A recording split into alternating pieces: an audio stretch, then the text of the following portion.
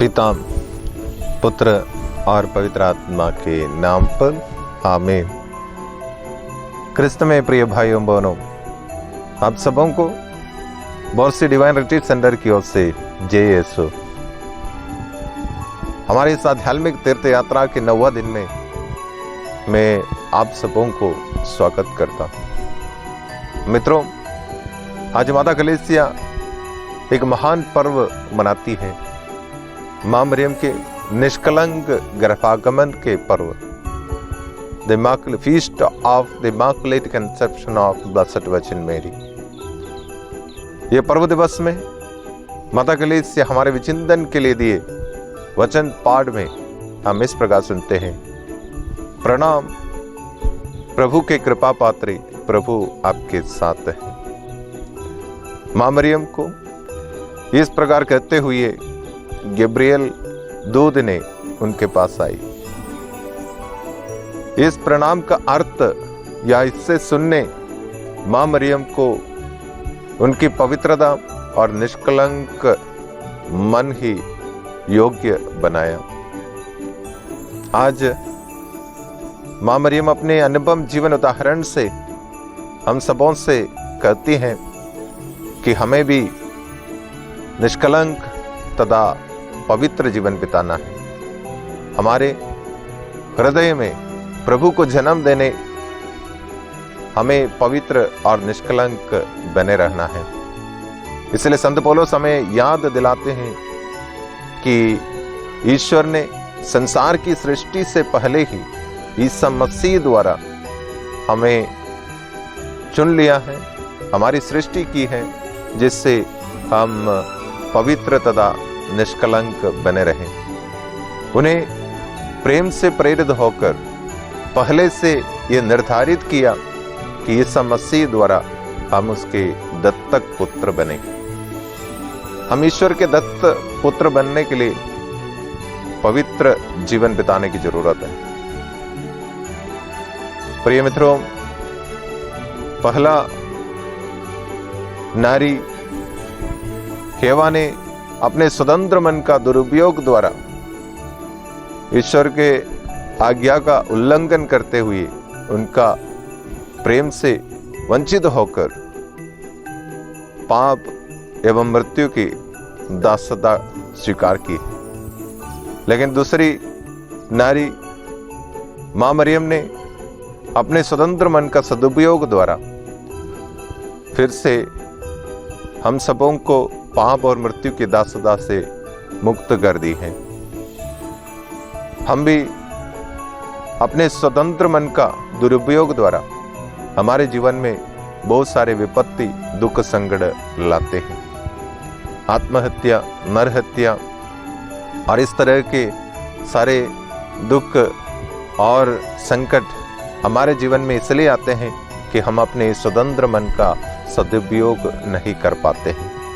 मां मरियम हमें आमंत्रित करते हैं, विशेषकर इस आगमन काल में हम उनके अनुपम जीवन उदाहरण से प्रेरणा पाकर हमारे अपने स्वतंत्र मन का, ईश्वर द्वारा हमें दिए उस स्वतंत्र मन का सदुपयोग कर ईश्वर के कृपा पात्र बने और हमें प्राप्त ईश वचन से प्रार्थना करें। आज हमें अर्पणा तिर्की, जो जीसस यूथ के सदस्य हैं, और फादर बिनू पाला परमबिल की ओर से ईश वचन का संदेश प्राप्त है, एवं सेंट जॉन मरिया वियानी कैथोलिक चर्च रिसाली के गायक मंडली द्वारा गाए गए करोल सिंगिंग के द्वारा ईश्वर से प्रार्थना करें कि वह हमें ऐसी शक्ति और बल प्रदान करे जिससे हम सदैव ईश्वर के कृपा पात्र बने रहें। पिता, पुत्र और पवित्र आत्मा के नाम पर आमीन।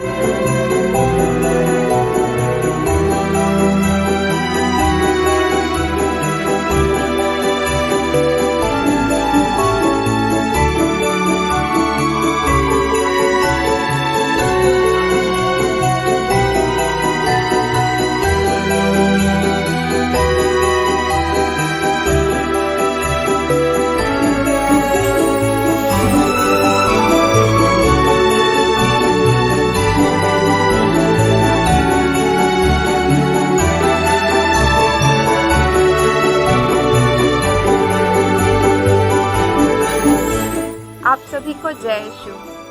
आप सभी का स्वागत है प्रभु यीशु के जन्मोत्सव के इस आध्यात्मिक तीर्थ यात्रा के 9वें दिन में। आशा करती हूँ आप सभी अपने आप को पूर्ण रूप से प्रभु के आगमन के लिए तैयार कर रहे हैं। तो आइए आज हम मनन चिंतन करेंगे एलिजाबेथ की दृष्टि से कि कैसे उन्होंने अपने आप को प्रभु के जन्मोत्सव के लिए तैयार किया। हम पढ़ते हैं संत लूकस का सुसमाचार अध्याय 1 पद संख्या 5 से 25 में। एलिजाबेथ और जकरियस नामक एक दंपति थे जो कि ईश्वर की दृष्टि में बहुत ही धर्मी थे, परंतु उन्हें कोई संतान प्राप्त नहीं थी और वे हर दिन यही प्रार्थना करते थे कि उनके घर में एक संतान का जन्म हो। परंतु बहुत समय बीत जाने के बाद स्वर्गदूत द्वारा उन्हें यह संदेश मिलता है, यह शुभ संदेश मिलता है कि उनके घर में एलिजाबेथ के द्वारा एक पुत्र उत्पन्न होगा जिसका नाम योहन होगा, जो कि प्रभु की दृष्टि में बहुत ही महत्वपूर्ण होंगे। जकरियस और एलिजाबेथ दोनों का ही जीवन बहुत ही संघर्षपूर्वक रहा। खासकर एलिजाबेथ के जीवन में उन्होंने शारीरिक और आध्यात्मिक दोनों ही रूपों में अपने आप को बदलाव महसूस किया होगा। हम सभी को पता है जब एक स्त्री शिशु को अपने गर्भ में धारण करती है तो वह जो समय होता है उसका सबसे बहुमूल्य समय होता है। परंतु अगर हम कुछ समय पीछे चले जाएं उनके जीवन के, तो उनका जो जीवन था वह बहुत ही संघर्षपूर्वक था। उन्होंने बहुत सारे दुख और कष्ट देखे अपने जीवन में। जो सबसे बड़ी उनके जीवन में चुनौती थी वह थी बांझपन की। उन्होंने उस विपरीत समय में भी प्रभु का हाथ थामे रखा। बांझपन उस समय समाज में बहुत कलंकित माना जाता था, उन्हें अच्छी दृष्टि से नहीं देखा जाता था। पर उस सबसे मुश्किल की घड़ी में भी उन्होंने अपने आप को प्रभु के समक्ष रखा। आगे हम पढ़ते हैं अध्याय 39 से 45 में कि माता मरियम उनसे भेंट करने आती है। जब एलिजाबेथ का 6वां महीना चल रहा था तब माता मरियम उनसे मिलने आती है। जैसे ही माता मरियम ने प्रणाम कहा, वह प्रणाम शब्द एलिजाबेथ के कानों में पड़ते ही उनके गर्भ में जो शिशु था वह आनंद से उछल पड़ता है। यहाँ पे हम पवित्र आत्मा की क्रियाशीलता को बहुत ही निकटतापूर्वक देख पाते हैं, क्योंकि ये दोनों स्त्रियों का प्रभु ईश्वर से बहुत ही घनिष्ठ संबंध रहा है। इस वजह से पवित्र आत्मा भी उनमें बहुत ही क्रियाशील था। आगे हम पढ़ते हैं, एलिजाबेथ ही वह पहली स्त्री थी जिन्होंने माता मरियम को प्रभु की माँ के रूप में सबसे पहले स्वीकार किया। ये दोनों स्त्रियों की भी जो जीवन था बहुत ही चुनौतीपूर्वक था। जहाँ एक और माता मरियम अपने जीवन के कुंवारेपन में प्रभु यीशु को धारण करी, वहीं दूसरी ओर एलिजाबेथ ने भी अपने बुढ़ापे में यूहन्ना बपतिस्मा को धारण किया। ये दोनों के लिए जो स्थितियाँ थी बहुत ही विपरीत थी, परंतु इन सब संघर्षों में भी उन्होंने प्रभु को अपना आदर्श मानकर प्रभु के हिसाब से अपना जीवन जिया। आज हमें भी ज़रूरत है अपने आप को प्रभु के समक्ष अपने संपूर्ण हृदय से अपने आप को समर्पित करने की। हमारी जो भी चुनौतियां हैं उनको प्रभु के समक्ष रखने की, ताकि हम उन चुनौतियों से अपने आप को प्रभु के और निकट महसूस करने पाए। आज हमारे जीवन में भी बहुत सारे विपरीत स्थितियां हों जो कि हमारे लिए उनको झेलना असंभव होगा, परंतु ईश्वर के लिए हर असंभव कार्य संभव है। तो आइए आज हम एलिजाबेथ से प्रेरित होते हुए अपने जीवन को प्रभु के लिए अर्पित करें, अपने जीवन को पवित्रता पूर्वक जिए, क्योंकि जिस तरह वचन कहता है, पवित्र बनो जिस प्रकार तुम्हारा स्वर्गीय पिता पवित्र है। तो इसी छोटे से संदेश के साथ मैं आप सभी को धन्यवाद देना चाहती हूँ और आप सभी को in advance wish you happy Christmas.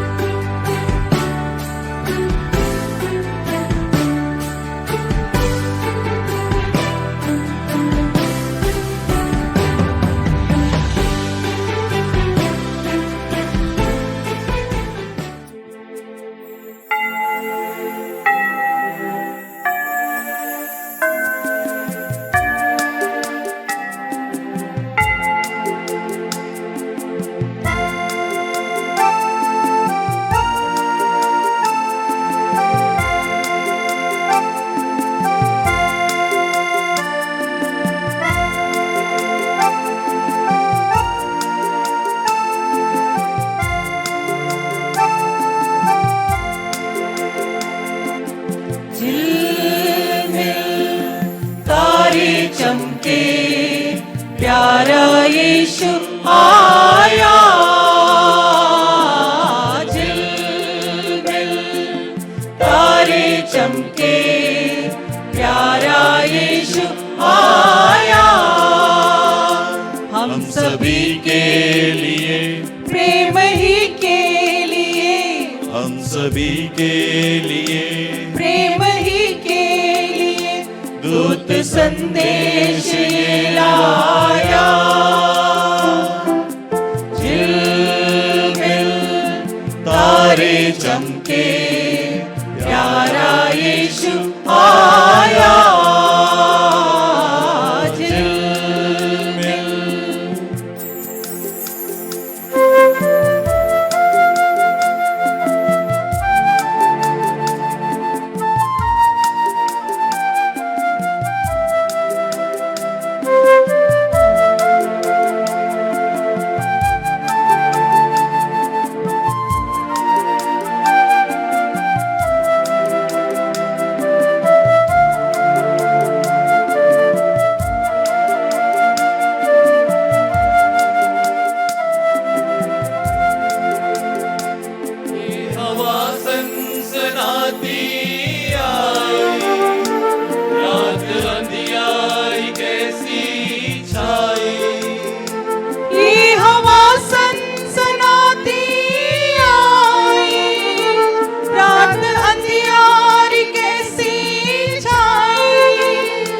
स्वर्ग से एक ज्योति है आई, स्वर्ग से एक ज्योति है आई।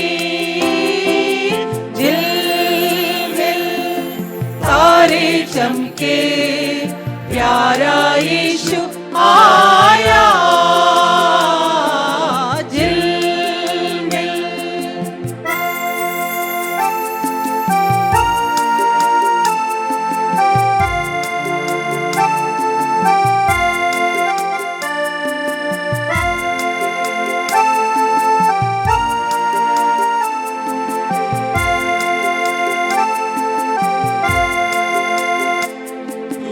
बेथलेहम की कुटिया का कोना सिर्फ है घास का ही बिछौना। दूर बेथलेहम की कुटिया का कोना सिर्फ है घास का ही बिछौना। जन्म लेकर दिया है नमूना, जन्म लेकर दिया है नमूना। झिलमिल तारे चमके प्यारा यीशु आया, झिलमिल।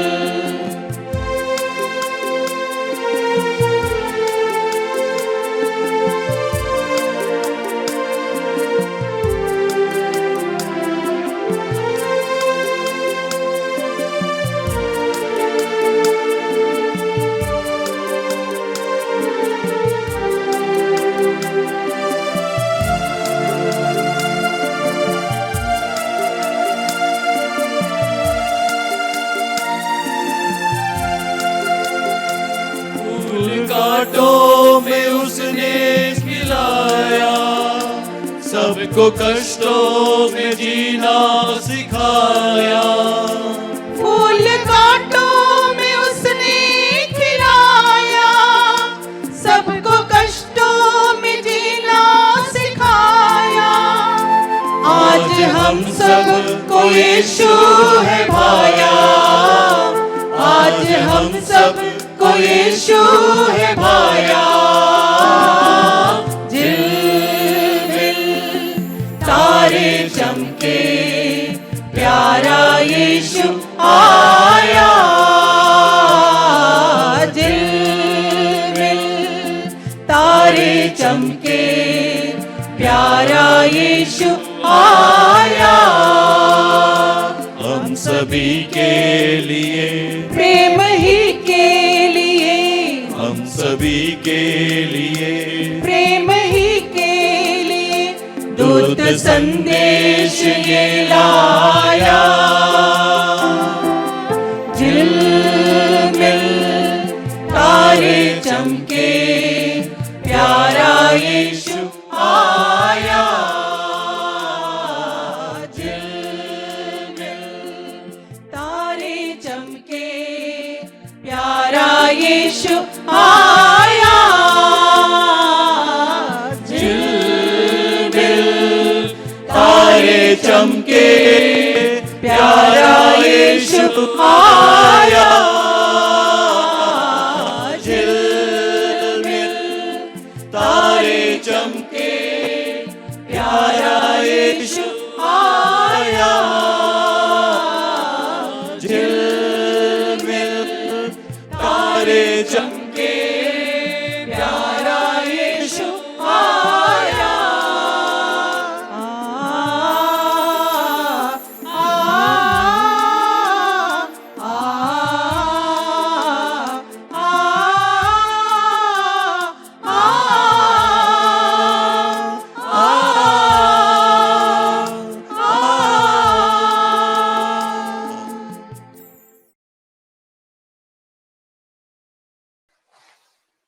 आप सबों को जय यीशु। हम प्रभु यीशु के की तैयारी में अपने आप को समर्पित करने का समय है। इस समय पर हम प्रभु यीशु के वचनों को देखते हैं और उसका मनन चिंतन करते हैं। विशेषकर आज के दिन में हम संत लूकास के अनुसार पवित्र सुसमाचार अध्याय 1 पद संख्या 5 से जो वचन है उसी के बारे में मनन चिंतन करने के लिए जा रहे हैं। यहाँ हम जकरियस और एलिसबेथ के परिवार को हम देखते हैं। उनके इस परिवार का एक दुख है। पारिवारिक जीवन कई सालों से शुरू किए हैं, लेकिन संतान नहीं है। संतान के अभाव में वे बहुत दुखी बनकर रहते हैं और प्रभु से प्रार्थना करते रह रहे हैं। उस समय प्रभु के आशीष उनके परिवार में, पारिवारिक जीवन में उतरते हैं और उनको एक संतान प्राप्त हुआ, यूहन्ना बपतिस्मा। ये संतान उनकी जिंदगी पर जब आए, पारिवारिक जीवन में बहुत आनंद और समाज में उनके जो कलंक थे वे सब दूर चले गए। बहुत खुशी अपने पारिवारिक जीवन में और उनके व्यक्तिगत जीवन में वे महसूस किए। ईश्वर के आशीष उनके जिंदगी पर संतान के रूप में आए, फिर भी वे जीवंत ईश्वर को नहीं भूले और जीवंत ईश्वर को अपने जीवन पर प्रथम जगह देने में वे पराजित नहीं हुए। क्योंकि हम बाइबल में आगे पढ़ के देखते हैं, मां मरियम एलिसबेथ से मिलने के लिए जब जाती है, वहां एलिसबेथ पवित्र आत्मा से प्रेरित होकर ऊंचे स्वर से इस प्रकार बोलती है। लूकास का सुसमाचार अध्याय 1 उसका पद संख्या 42 में बता दे रही है, वह ऊंचे स्वर से बोल उठी, आप नारियों में धन्य है और धन्य है आपका गर्भ का फल। मुझे सौभाग्य कैसे प्राप्त हुआ कि मेरे प्रभु की माता मेरे पास आई। देखो एलिजाबेथ ये कैसे प्राप्त हुआ है कि प्रभु की माता मेरे पास आई है। वो प्रभु को ज्यादा महत्व देती है। उनके जिंदगी का मतलब है कि प्रभु के साथ रहना, प्रभु के आगे बढ़ना है। और बेटा भले ही जिंदगी पर सौभाग्य प्राप्त हुआ है, वो खुशी अपने जिंदगी पर भी है, लेकिन जब बेटा प्राप्त हुआ करके ईश्वर को नहीं भूलता है, ईश्वर को जो प्रथम जगह जो देना है उस जगह को वे देते जा रहे हैं। भाई बहनों, हमारे जीवन में भी ईश्वर बहुत सारे आशीष देते हैं। वो किसी काम के रूप में हो सकता है, शादी के रूप में हो सकता है, और पारिवारिक जीवन में प्रभु ईश्वर देने वाले अन्य कई प्रकार का आशीष हो सकता है। वहां सब हमारे जिंदगी पर एक प्राथमिकता हम किसको देते हैं। कभी कभी ऐसा हो जाता है हमारे जिंदगी पर जब खुशियां आ जाते हैं, कभी हम ईश्वर को भूल जाते हैं। इसलिए इस बाइबल हमें ये सिखाती है कि बाइबल हमें ये सिखाता है कि हम कभी ईश्वर को ना भूलना। हमारे जिंदगी के आनंद में, हमारे जिंदगी पर आने वाले खुशी में, आशीष में हम कभी ईश्वर को नहीं भूलना। कुछ सालों पहले मैं एक जगह में एक शादी आशीष देने के लिए गया, और जिस परिवार शादी के लिए आने का था, जब मैं उस चर्च में पहुंचा वे नहीं पहुंच गए थे वहां पे। इसलिए मैं चर्च के पीछे कुर्सी में ऐसा बैठा हुआ था, और उस समय मैंने देखा इस शादी में भाग लेने के लिए कुछ बच्चे लोग नया नया कपड़ा सब पहन के, बहुत सुंदर सुंदर कपड़ा सब पहन के वहां पे गिरजा के अंदर आए, और उनके पास मोबाइल भी है। मैंने देख रहा था वे क्या कर रहे हैं। वे उस गिरजा में आए, वे एक बार घुटना तक नहीं टेके, और वे क्रूस का चिन्ह नहीं लगाए अपने माथे पर। मैंने देखा वे सीधे वेदी के पास गए और वहां पे फोटो लेने के लिए शुरू किए। मतलब जब उन जिंदगी पर एक अच्छा कपड़ा मिला, एक मोबाइल उनके हाथ में मिले, वे ईश्वर के सानिध्य को भूल गए।